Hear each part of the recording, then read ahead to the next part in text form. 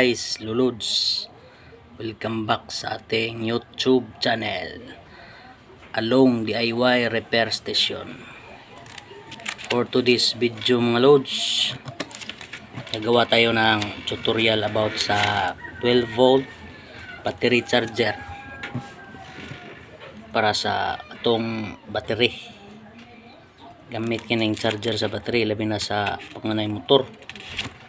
Natay tutorial dire guys, himo daron atong i step by step kung saon dara. So guys, ito na mga kailangan natin na mga guys, materials sa pagbuo ng 12 volt charger sa ating mga motor. Ito, transformer, 2 diode, 4 na piraso, tapos ito kapasitor.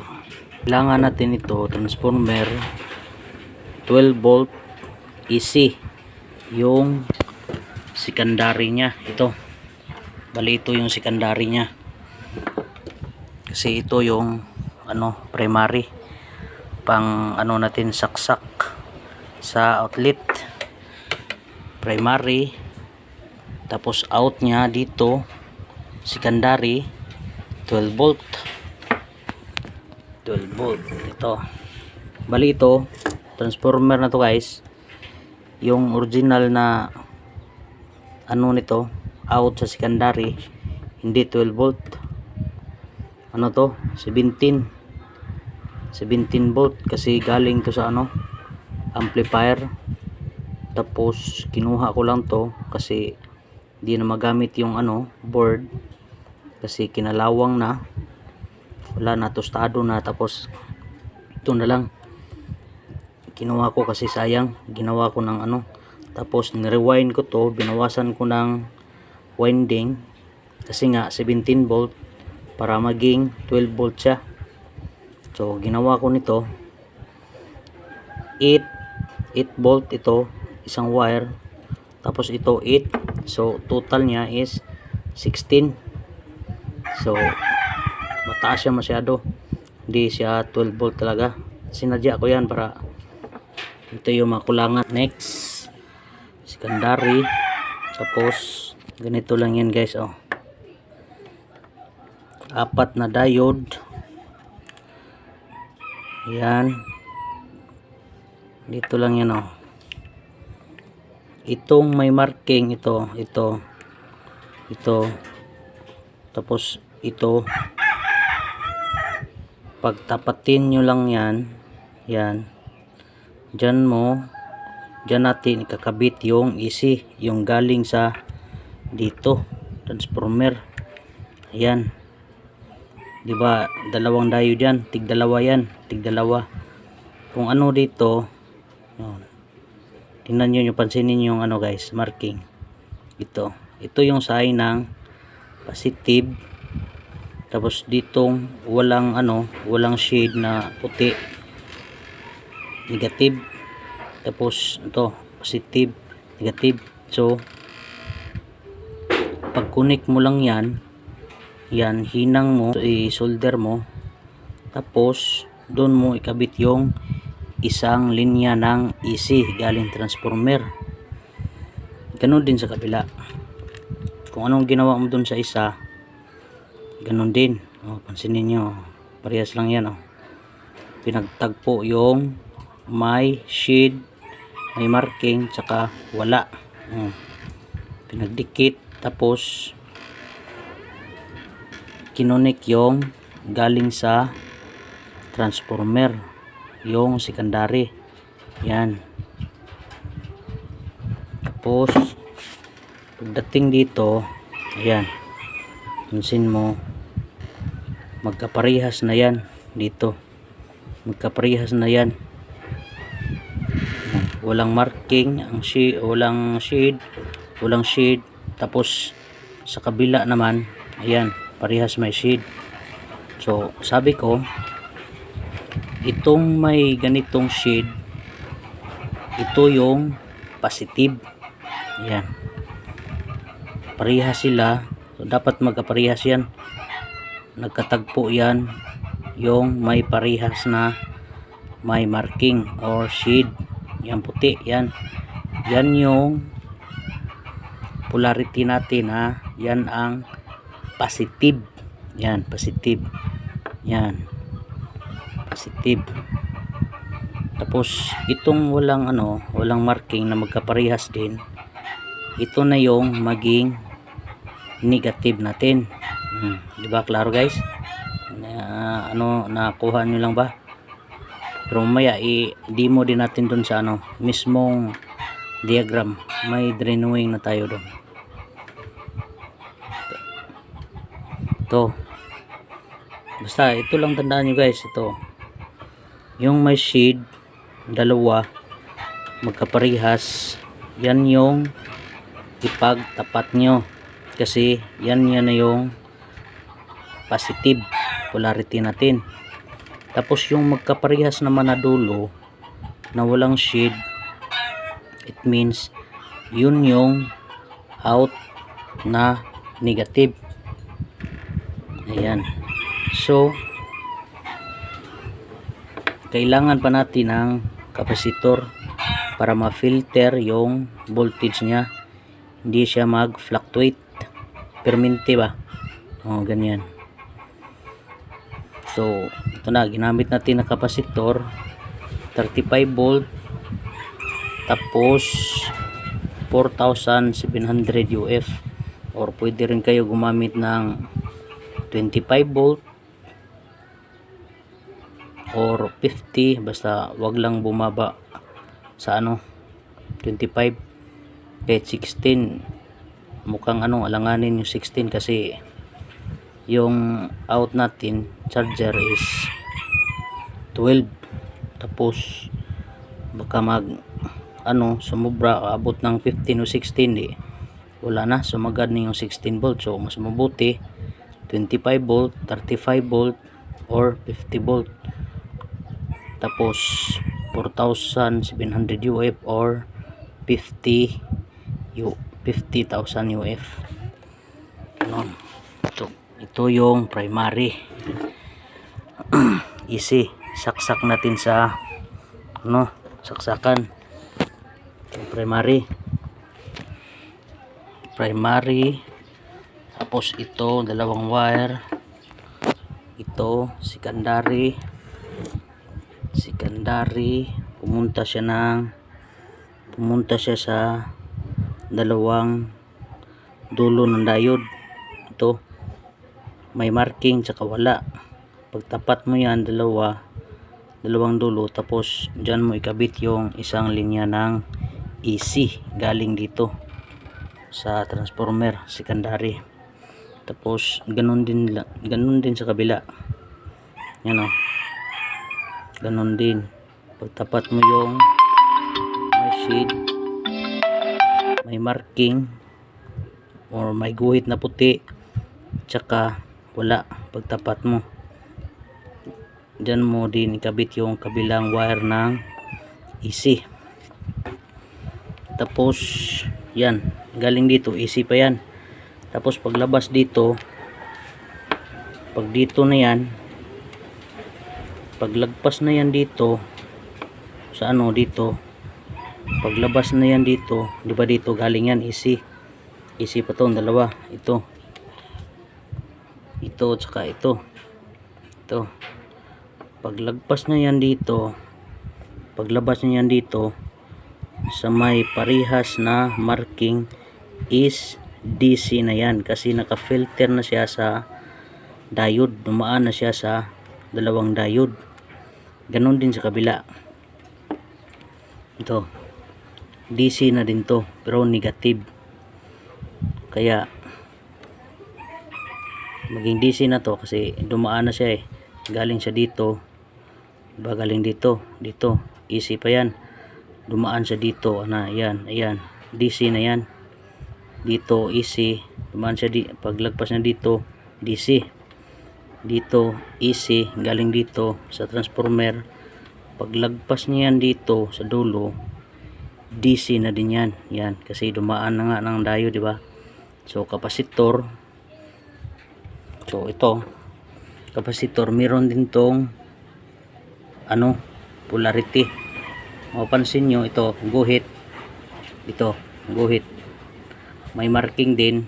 Ito yung side ng negative, ito nasa tapat nya, yan minus, negative. Tapos kabila matik na yan, positive. Ito lang tandaan natin palagi. Ito may marking siya na minus or negative. Ito natapat na paa, ito yon negative. Ito diba, ito sabi ko parihas na may marking shade, yan yung palatandaan tina positive. Mapansin nyo, ito itong paa na to, dyan yan nakakabit sa, ayan positive, ayan positive, ayan sa kabila, ayan dito yan, positive ba, yan positive, yan parehas may shade marking, ayan positive. Tapos yung isa, yung kabilang dulo na walang shade, ayan klaro ba, ayan ito diba, yan yung negative. Ayan tingnan nyo yung paa ng negative. Ito yan, ganyan lang yan guys.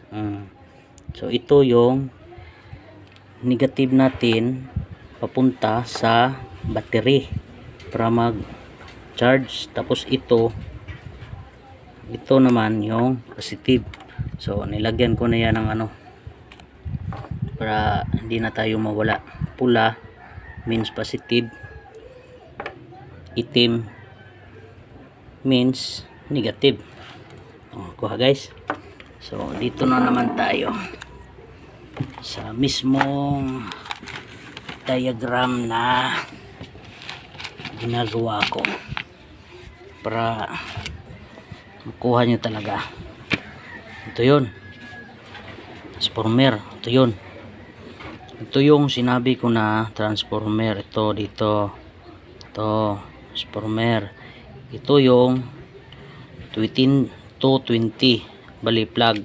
Ito dalawa, nakaganon yan ito nakaganon yan, diba ganyan. Ito yung isaksak natin, primary. Ito primary. Tapos itong dalawa wire out nya, ito dalawa, ito yun, ito yung sinabi ko. Ito yung kinabit natin sa diode, tig dalawa. Ito pansinin nyo, dalawang wire. Ito easy to, easy, baybayin nyo yan, easy yan, pumunta sa dito sa ito yung basta yung may sign nito. Ito yung may shade na sinabi nating positive. Itong may ganito, yung may may guhit sa unahan, ito yung positive. Ito positive, ito yung may guhit, yung ganito ba, ay klaro, ganito ba ito, ito ganito yung may shade, ito yan, gets nyo guys. Yan, di ba? Sabi natin dito, pagtapat natin yung may shade tsaka walang shade para dun ikabit yung isang linya ng AC galing sa transformer. Ganon din sa kabila. Ito, di ba? Ito isa kabila. Ito isa. Ayan. Masinin nyo dito, ito, di ba? Ito yung may shade. Tapos ito yung wala. Dyan din yung isang linya ng AC. Pansinin nyo. Yan. Ganyan lang yan. May shade tsaka walang shade. May shade tsaka walang shade. Sa AC yan. Sa AC line yan. Gaya dito. Yan. May shade, walang shade. pinagtapat, kinonek yung galing sa transformer na AC. Ganito din sa kabila, may shade saka wala. Dito rin yun i-connect yung isang linya, kahit magbaliktaran yan guys, okay lang yan kasi naka-AC pa yan. Tapos ito na yung out natin, yung parehas may shade. Ayan, yan yung polarity ng positive natin. O ayan, may positive. Tapos dito yung kabila, yung walang shade, yun din yung ipagtapat natin kasi yan yung polarity natin sa negative. O ayan, negative. Kuha guys. So pagkatapos dyan, pag matap na natin, dyan na natin i-connect yung lagay yung kapasitor. Ito kapasitor 35 volt 4700 UF or 25 volt 35 volt 50 volt pwede, basta wag lang yung 16 kasi masyadong ano na yun, mababa. 25 pwede pa, 25, basta 25 35 50 volt 4700 UF or 50 UF, ganyan o ganun, or 1000 UF pwede na yun. Tapos ganito, ito next capacitor, di ba? Sabi ko may ano din yun, may polarity, may marking. Ito negative sa tapat, itong natapat sa ano paa, ito marking, ito yung negative. Tapos kabila ito positive, bali ganun lang yan, negative dito. So ganyan yan, ganyan negative, tapos dito positive. Ito ganyan lang kasimple guys.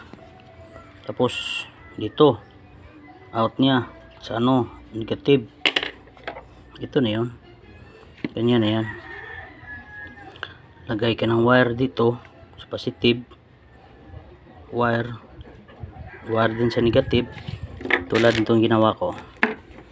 Tignan nyo, yan, ito yan sa positive. O ayan, ito positive, kita ba? Dali natin dito para klaro. Yan, ito yan, ito diba, ito yung positive natin, ito positive. Kasi ano, may marking, parehas may marking, yan yung positive out na natin, papunta na yan sa battery. So lagyan mo ng wire yan tsaka terminal para pag gusto mo mag-charge, tornilyo mo na lang doon sa ano battery terminal, kasi may tornilyohan naman yung mga ano natin battery sa motor. Ganun din sa kabila. Oh, negative parehas walang marking, tapos nakakunik sa negative ng kapasitor. Ayan, diretso na din yan dun sa negative ng ating battery. Lagyan mo din ng ano nito connector para screw mo na, ay ano mo lang dun, kabit mo lang habang naka-charge.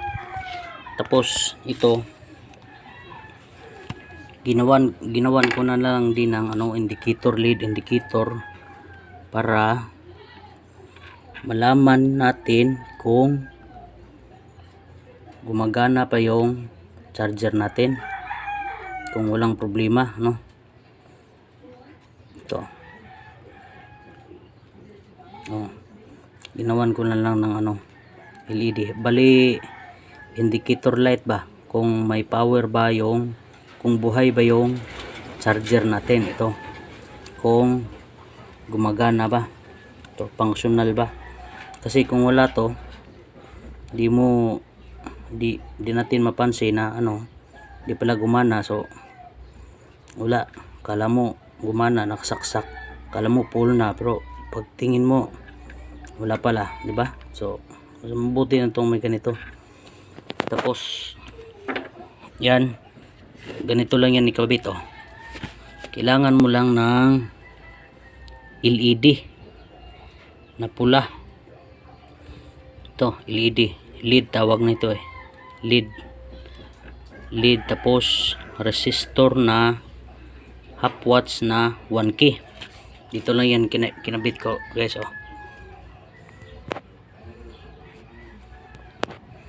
Ito, ganito lang din yan pagkabit.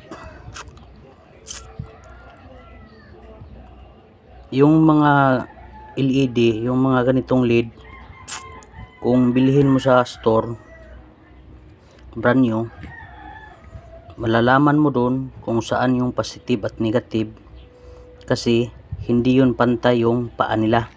Ito yung paa, may mahaba at may maiksi. Yung mahaba, yun yung positive, kung bagong bili mo, positive. Saka yung maiksi, yun yung negative. Kuha nyo guys, basta bagong bili mo, hindi talaga yan magkapantay yung paa, kasi yan yung indikasyon or polarity niya, para hindi na mawala, hindi ka mawala sa ano. Yun yung mahaba, ang mahaba yun yung positive, tsaka yung maiksi yun yung negative. So ganito lang yan. Yung negative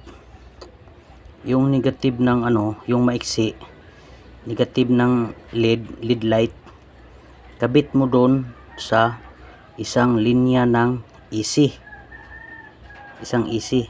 Yung negative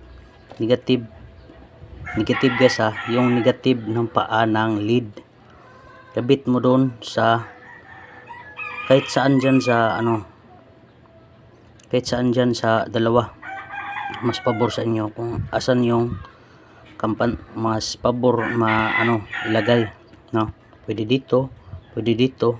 So yan, sa AC yan ha, galing dito sa ano, dito pa na wire, ito sa AC, ito kahit saan dyan. Yan, kuha nyo guys, kasi AC pa yan kabit yan sa AC. Hindi pa yan lumagpas dito, kasi pagdating na dito is DC na yan. Pag dito pa yan, AC pa yan. Dito AC, yan AC. So tapos yung positive, connect mo yung dyan mo i-series yung resistor na 1K. Ito, resistor na 1K,